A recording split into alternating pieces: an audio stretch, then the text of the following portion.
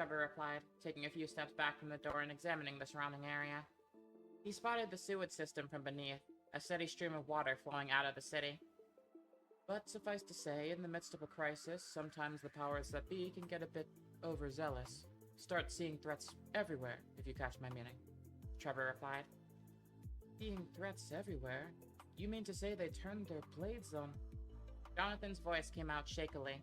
Trevor had to be wrong about this. He just had to. People sworn to protect others, to protect their neighbors, their friends. There was no way they would just... His thoughts left his mind as the sound of gliding hit his ear, the sound of dirt being kicked up into the air across the landscape, the sound of Trevor Belmont sliding into the trenches below.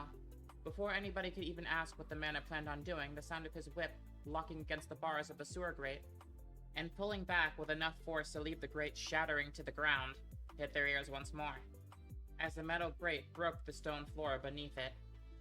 Alright, we're not gonna find things out waiting out here, are we? Trevor asked, already disappearing into the sewers. William sighed. Jonathan, take the other two and follow our friend. He looked up at the gate. I'm hopefully going to make a bit less loud of an entrance. He jumped up, his foot somehow sticking to the side of the wall, as he stood, somehow, horizontally, sparkles of sunlight attaching to his foot.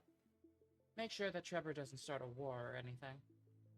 Jonathan nodded slowly, beginning to turn away from the man before William caught his attention yet again by clearing his throat. When Jonathan turned back, William was already at the top of the wall, but he could still hear his voice, almost as though he were standing right next to him.